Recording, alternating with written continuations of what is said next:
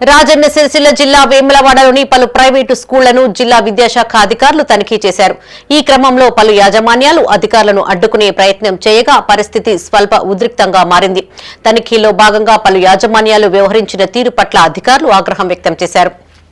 రాజన్న సిరిసిల్ల జిల్లా వేములవాడ పట్టణంలోని పలు ప్రైవేటు స్కూళ్లను జిల్లా incharge DEO Vinod Kumar, MEO Bannaji తనిఖీ చేశారు. ఈ సందర్భంగా పలు పత్రాలను పరిశీలించారు.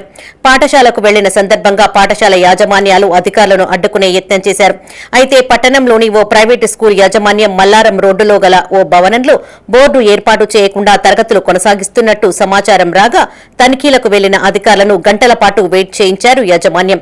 అయితే ఓ విద్యార్థికి టీసీ ఇవ్వకుండా స్కూల్ యాజమాన్యం ఇబ్బందులకు గురి చేస్తోందంటూ తల్లిదండ్రులు ప్రజావాణిలో ఫిర్యాదు చేయగా వెంటనే సదరు విద్యార్థికి టీసీ ఇవ్వాలని ఉన్నతాధికారులు ఆదేశించారు. ఉన్నతాధికారుల ఆదేశాలను సైతం తుంగలో తొక్కి సదరు స్కూల్ యాజమాన్యం తనిఖీ కోసం వచ్చిన అధికారులను తిప్పలు పెట్టడంతో వారు ఆగ్రహం వ్యక్తం చేశారు.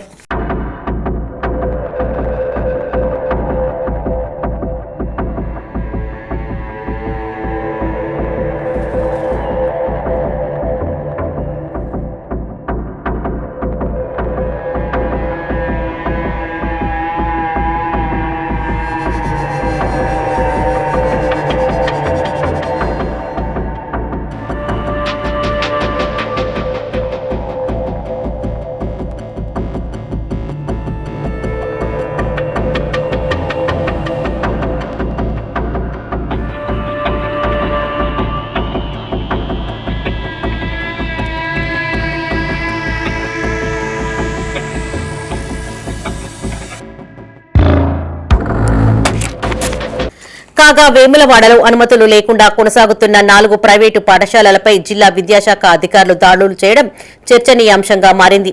అయితే 24 గంటల్లోనే అనుమతి పత్రాలు చూపాలని, లేని పక్షంలో పాఠశాలల్ని సీజ్ చేస్తామని హెచ్చరించారు ఇన్ఛార్జ్ డీఈఓ.